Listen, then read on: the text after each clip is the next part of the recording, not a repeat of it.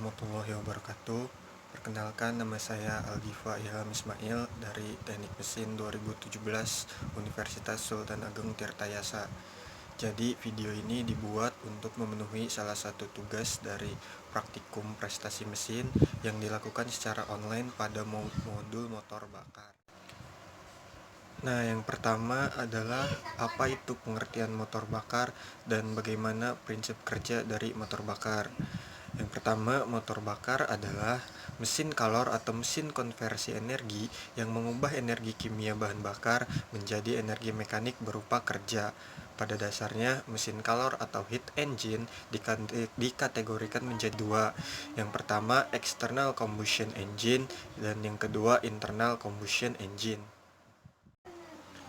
Selanjutnya, prinsip kerja pada motor bakar. Jadi bagaimana prinsip kerja pada motor bakar? Motor bakar torak menggunakan beberapa silinder yang di dalamnya terdapat torak yang bergerak translasi bolak-balik. Di dalam silinder itulah terjadi pembakaran antara bahan bakar dengan oksigen dari udara. Gas pembakaran yang dihasilkan oleh proses tersebut mampu menggerakkan torak yang dihubungkan dengan poros engkol oleh batang penghubung. Gerak translasi torak jadi menyebabkan gerak rotasi pada poros engkol dan sebaliknya. Berdasarkan langkah kerjanya, motor torak dibedakan menjadi motor 4 bakar dan motor bakar 2 langkah. Nah, yang selanjutnya adalah bagaimana cara kerja dari motor bakar 4 langkah.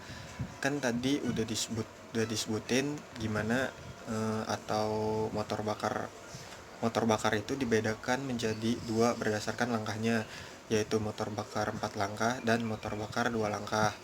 Nah, pada motor bakar 4 langkah, setiap satu siklus kerja memerlukan 4 kali langkah torak atau 2 kali putaran poros engkol, yaitu langkah isap, suction stroke. Torak bergerak dari posisi TMA ke TMB dengan katup isap terbuka dan katup tertutup. Karena gerakan torak tersebut, maka campuran udara dengan bahan bakar pada motor bensin atau udara saja pada motor diesel akan terhisap masuk ke dalam ruang bakar. Langkah di motor bakar 4 langkah itu ada 3 langkah. Yang pertama, langkah kompresi, yang kedua langkah ekspansi, dan yang ketiga adalah langkah buang. Nah, selanjutnya adalah apa itu konsumsi bahan bakar spesifik atau SFC. Jadi, konsumsi bahan bakar dibandingkan dengan daya mesin yang dihasilkan dalam jarak waktu tertentu dikenal dengan istilah konsumsi bahan bakar spesifik atau specific fuel consumption atau SFC.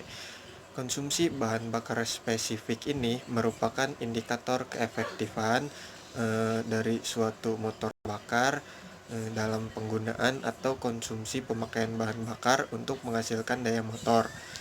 Jadi, konsumsi bahan bakar spesifik itu dapat dihitung dengan rumus yaitu konsumsi bahan bakar spesifik sama dengan banyaknya bahan bakar yang digunakan dibagi daya motor yang dihasilkan dalam watt.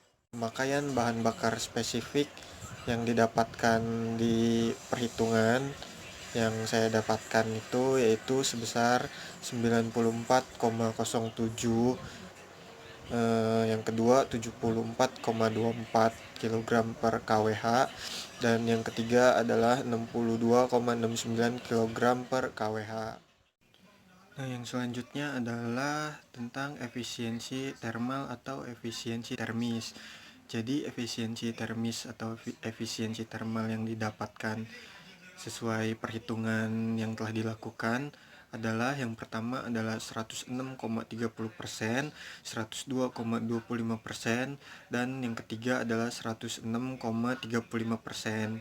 Nah, di sini nilai efisiensi thermal yang didapatkan lebih dari 100%. Padahal yang saya ketahui baca di salah satu sumber, efisiensi termis yang bisa maksimal dihasilkan oleh manusia hanya sekitar 50% atau 51%.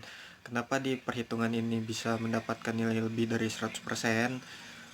ada beberapa faktor, salah satunya adalah faktor dari saya sendiri yang kurang banyak ilmu mengenai motor bakar, dan ada kemungkinan juga dari kesalahan rumus.